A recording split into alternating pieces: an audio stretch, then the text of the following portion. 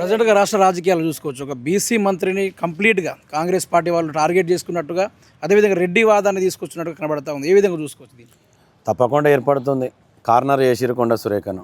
ఆమె జనరల్గా ఏంటంటే వరంగల్ జిల్లాను మొదటి నుంచి మేము చూస్తున్నాం కాబట్టి కొంత ముక్కుసూటితో ఫైర్ బ్రాండ్ ఏ పార్టీలో ఉన్నా కూడా ఆ పార్టీకి అనుగుణంగా పనిచేస్తూనే ఆ పార్టీలో ఉన్నటువంటి పార్టీ పెద్దలు వీరికి వ్యతిరేకంగా కానీ వీరిని ఏమన్నా పొమ్మనలేక పొగబెట్టినట్లయితే వాళ్ళు పసిగట్టి వెంటనే వాళ్ళు వాయిస్ వినిపించేటువంటి సందర్భం మనం వైఎస్ రాజశేఖర రెడ్డి ఉన్నప్పటి నుంచి మొదలుకుంటే తర్వాత జగను తర్వాత మళ్ళా వైఎస్ఆర్సీపీ నుంచి వాళ్ళు రాజకీయ కనుమరుగయ్యే క్రమంలో కేసీఆర్ గారు భిక్ష పెడితే మళ్ళీ వరంగల్ తూర్పు టికెట్ ఇవ్వడం, మళ్ళీ అక్కడ 5 ఏళ్ళు మా దగ్గర ఉండి మళ్ళీ పోవడం, ఇదంతా చూసినట్లయితే వాళ్ళు ఏంటంటే మొదటి నుంచి కూడా కొండమురళి గారు వాళ్ళు చెప్పేది ఏంటంటే కొంత నేను ఒక బహుజన బిడ్డను బీసీ వాదంతో ఉన్నాను. ఎప్పుడైనా కూడా ఈ దొరలకు వ్యతిరేకంగా నేను చిన్నప్పటి నుంచి నా పెరిగిన నేపథ్యం కాబట్టి ఎప్పుడు కూడా ఏంటంటే ప్రశ్నించేటువంటి గుణం ఉన్నటువంటి వ్యక్తి అని చెప్పుకుంటూ ఉంటాడు. కాబట్టి ఆ కాంగ్రెస్ పార్టీ పాత కాంగ్రెస్ రాజశేఖర రెడ్డి లాంటి ఇందిరాగాంధీ వాళ్ళు స్థాపించినటువంటి పార్టీ ఉద్దండులు చెన్నారెడ్డి గారు కావచ్చు, ఒక కోట్ల విజయభాస్కర్ రెడ్డి లాంటి వాళ్ళు కావచ్చు, అనేకమైనటువంటి రాష్ట్ర పివి నరసింహారావు లాంటి వాళ్ళు, ఆ మహానీయులు మన్మోహన్ సింగ్ ఇలాంటి చాలామంది ఉన్నారు.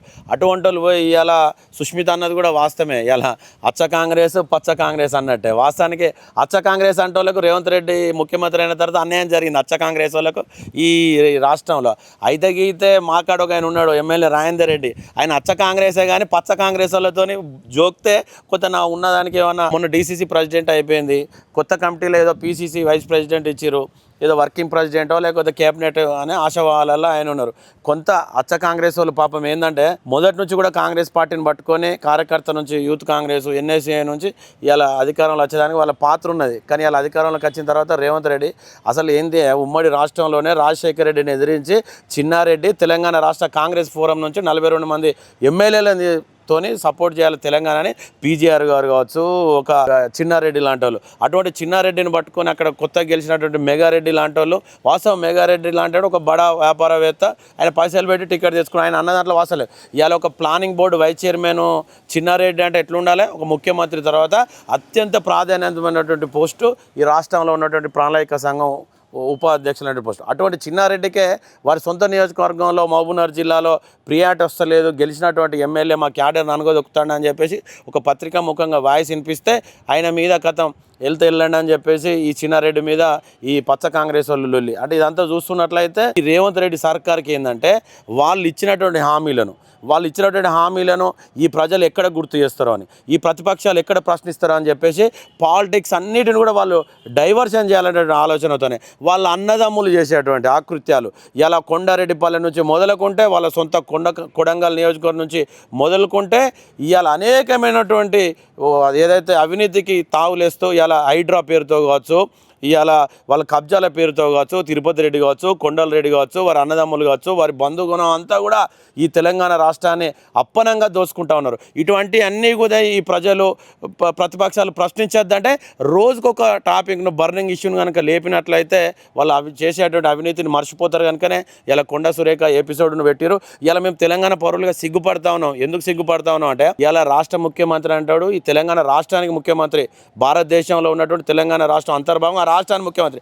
సిగ్గుందా అసలు? చరిత్రలో విదేశాంగ శాఖ అమెరికాకు పోతా అంటే అనుమతి నీకు లేదు, రద్దు అంటే నీ క్యాలిబర్ కాదు, నువ్వు మీట్ అయ్యేటువంటి పర్సన్ ముఖ్యమంత్రి స్థాయిలో నీకు తగదు అని చెప్పేసి విదేశాంగ శాఖ నీకు అనుమతి రద్దు చేసిందని అంటే మేము తెలంగాణ పౌరులుగా పార్టీలకు అతీతంగా అరే మా పరువు పోయింది, మా రాష్ట్రం, మా ఇజ్జత్ పోయింది, మా సీఎం అంటాడు అమెరికాకు పోయి ఎవరు పాకిస్తాన్తో దౌత్యం చేసినటువంటి వ్యక్తులను కురేషా సమేదో XYZ వాళ్ళతో కలుస్తున్నాడు అని చెప్పేసి అంటే ఈ భారత ఇంటెలిజెన్స్ కూడా ఒక రహస్య మంతనాలు ఏంటంటే అక్కడికి పోయి కూడా ఈయన ఎవరితో చేతులు కలిపేటువంటి పరిస్థితులు అంటే మన దేశం పరువు తీసేటువంటి ఆస్కారం ఉన్నదని ఆయన విదేశీ పర్యటనను అనుమతి రద్దు చేసేలాంటే సిగ్గుపడతా ఉన్నాం.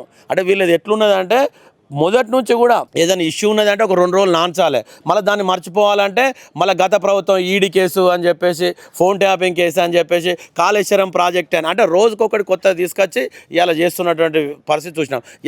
ఇలా విద్యా వ్యవస్థ కావచ్చు, ఇలా ఈ విద్యార్థులకు సంబంధించినటువంటి ఇలా పాలిటెక్నిక్ ఇష్యూస్ చూస్తే జీవో 96 పేరుతోనే ఆగస్టు 16వ తారీఖు నుంచి ఈ రోజు వరకు రాష్ట్ర వ్యాప్తంగా ఉన్నటువంటి 100కు పైగా ఉన్నటువంటి డిప్లొమా ప్రైవేట్ కావచ్చు, ఎయిడెడ్ కావచ్చు, ప్రభుత్వ పాలిటెక్నిక్ విద్యార్థులు రోడ్ల మీద మీదకి వచ్చి ఇలా ఉద్యమిస్తూ ఉన్నారు. ఇలా ఏముంది, ఉన్నటువంటి ఏదైతే విద్యా సంస్థలను వసతులు మెరుగుపరిచి ఇలా బ్రహ్మాండంగా నువ్వు విద్యా సంస్థలు తయారు చేయి. అరే ఉన్న విద్యా సంస్థలు నువ్వు తయారు చేయని అంటే ఫ్యూచర్ సిటీ పేరుతోని యంగ్ ఇండియా అని, నియోజకవర్గానికి ఒకటి ఇంటిగ్రేటెడ్ స్కూల్ అని చెప్పేసి నువ్వు ఎవరిని కావాలి, మహేంద్ర యూనివర్సిటీతో కుమ్మక్కై నువ్వు ఛాన్సలర్గా ఇంకొకరిని ఏదో పెట్టుకొని వీళ్ళందరినీ కూడా నువ్వు పెట్టుకునేటువంటి మహేంద్ర యూనివర్సిటీలో స్కిల్ ఉన్న అన్స్కిల్డ్ లేబర్గా వీళ్ళందరినీ నువ్వు అలా పెట్టుకొని ఇలా నువ్వు ప్రత్యేకంగా నువ్వు లబ్ధి పొందాలని చూస్తున్నావు రేవంత్ రెడ్డి. ఇదంతా కూడా మనం గమనించినట్లయితే ఎంత దుర్మార్గం అంటే, ఇవాళ గతంలో టీఎస్ అని ఉండేది తెలంగాణ స్టేట్ అని, ఆ టీఎస్ను మారిపోయడానికి 400 కోట్లు వృధాగా టీజీ పేరుతోనే రేవంత్ రెడ్డి జీవో ఇచ్చి 400 కోట్లు నీళ్ళలో పోసినటువంటి ఇలా పరిస్థితిని చూసినాం. అంటే ఇలా ఒక్కటి కాదు రెండు కాదు, వారి ఉనికిని కాపాడుకోవడానికి తిమ్మిని బమ్మి చేస్తాడు, బమ్మిని తిమ్మి చేస్తాడటువంటి క్యారెక్టర్ ఉన్నటువంటి వ్యక్తి రేవంత్ రెడ్డి. ఇలా కాంగ్రెస్ అధిష్టానానికి రేవంత్ రెడ్డి గారు కావచ్చు, మల్లికార్జున ఖర్గే, అమ్మ సోనియా గాంధీ గారు, తెలంగాణ బిడ్డలుగా మేము చెప్తా ఉన్నాం, రేవంత్ రెడ్డి ఇంత 2.5 సంవత్సరాలు అయిపోయింది, ఇంకా 2 సంవత్సరాలు కనుక ఈ రాష్ట్రంలో ముఖ్యమంత్రి ఉంటే ఇక జీవితంలో ఈ తెలంగాణ రాష్ట్రంలో సౌత్ ఇండియాలో మీ కాంగ్రెస్ పార్టీ రాదమ్మా. దయచేసి వెంటనే మీరు ఆయనను మార్చుకొని ఇంకోళ్ళన్నా మీ కరడు కట్టిన కాంగ్రెస్ వాళ్ళని ముఖ్యమంత్రి పెట్టుకుంటే ఈ ప్రాంతంలో మీ పార్టీకి ఏమైనా ఉంటుంది తప్ప.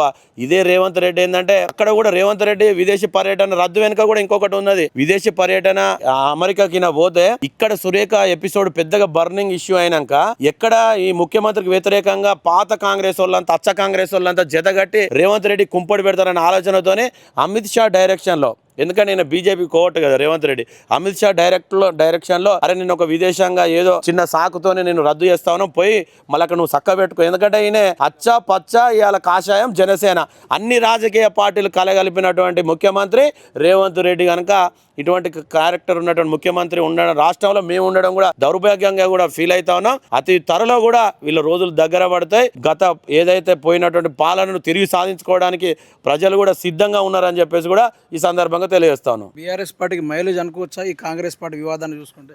మైలేజ్ అనేది చూసుకోవడానికి వీల్లేదు, ఎందుకంటే వాళ్ళ కాంగ్రెస్ పార్టీ అంతర్గత సమస్య. అక్కడ ఏం జరిగిందంటే, కాంగ్రెస్ పార్టీ అనేది ఒక మహాసముద్రం అని చెప్పుకుంటారు, వాస్తవానికి మహాసముద్రం లేదు, పారే నది కూడా వ్యవస్థ కాదు. ఎందుకంటే ఇలా బీఆర్ఎస్ పార్టీకి పక్క రాజకీయ పార్టీ ఏదో అధికార పార్టీ మైనస్ అయితే మేము ప్రతిపక్షంగా వాళ్ళ మైలేజీని గుంజుకొని ఇలా మాకు ప్లస్ అని చెప్పుకున్నాడు కాదు.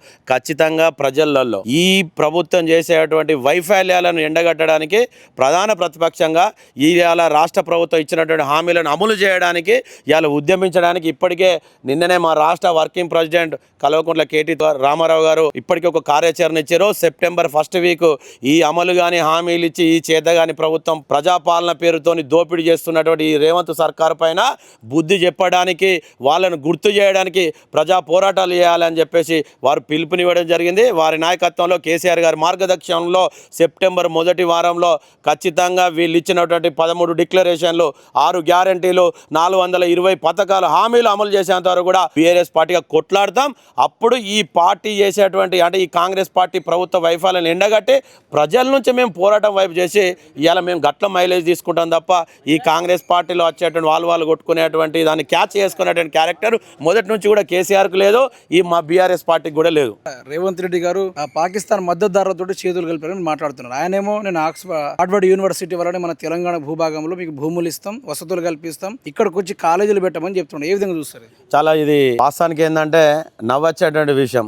ఎవరైనా కూడా ఆయన ఆక్స్ఫర్డ్ యూనివర్సిటీ పోయి ఏదో కోర్సు, వారం రోజుల కోర్సు, మరి ఆ వారం రోజులలో తను ఏం నేర్చుకున్నాడేమో కానీ విషయం ఏంటంటే, ఎక్కడ కూడా చూసుకున్నట్లయితే సొసైటీలో ఒక వ్యవస్థ నడిపేటోళ్ళ దగ్గరికి పోయి అయ్యా మా తెలంగాణ రాష్ట్రంలో మీరు పెట్టుబడులు పెట్టండి, మా తెలంగాణ రాష్ట్రంలో విద్యా వ్యవస్థ వెనుకబడి ఉన్నది, మీకు వసతులు ఇస్తాం, అక్కడ ఉన్నటువంటి ఏర్పాట్లు చేస్తాం, మీరు వచ్చి మంచి మంచి ఇన్స్టిట్యూషన్స్ పెట్టుకోవాలని అడిగి వాళ్ళని ఆహ్వానించి పెట్టుకుంటే తప్పులేదు. కానీ ఇలా యూనివర్సిటీలలో పనిచేసేటువంటి స్టాఫ్ 4th క్లాస్ ఎంప్లాయీల దగ్గరికి పోయి అక్కడ ఉండేటువంటి స్టాఫ్ దగ్గరికి పోయి మా దగ్గరికి రండి, మా దగ్గర అంటే ఇదంతా ఏంటంటే అప్పనంగా ఎవడబ్బా సొమ్ము అన్నట్టు వీళ్ళు ఏం చేస్తున్నారంటే అప్పనంగా తెలంగాణలో ఉన్నటువంటి మిగులు భూములను మొత్తం ఇలా ఎంత దుర్మార్గమైనటువంటి వ్యవస్థ అంటే భూములన్నిటిని కూడా నిషేధిత జాబితాలో పెట్టిండు. ఎందుకు నిషేధిత జాబితాలో పెట్టిండంటే, ఇప్పుడు ఇక్కడ ఉన్నటువంటి రియల్టర్లు కావచ్చు, బిల్డర్లు కావచ్చు, సొంత ఇండ్లు ఏర్పాటు చేసుకున్న వాళ్ళు కావచ్చు, రిజిస్ట్రేషన్ కోసం పోతే ఆ రిజిస్ట్రేషన్ పోయేదాకా కూడా 22 ఏళ్ళ అరే మాది నిషేధిత జాబితాలో ఉంది అనేటువంటి విషయాన్ని కూడా తెలుసుకోలేకుండా ఈయన రాష్ట్ర వ్యాప్తంగా దాన్ని పెట్టిండు ఏది నిషేధిత జాబితాలో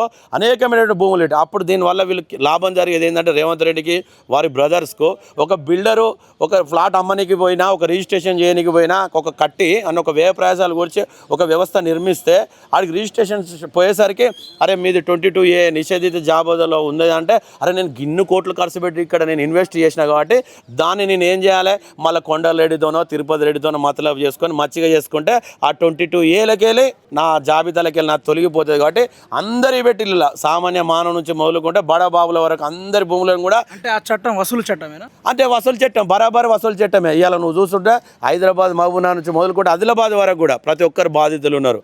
ఇవాళ చాలామందికి తెలియదు మన భూమిలో రేపు వీళ్ళు కూడా చైతన్యం కావాలి. ఎందుకంటే మనం సొంత 40 సంవత్సరాలకు వచ్చి స్థిర నివాసం ఏర్పాటు చేసుకొని సాగు చేసుకున్నటువంటి భూములను కూడా ఈయన అల్లనే పెట్టిండు.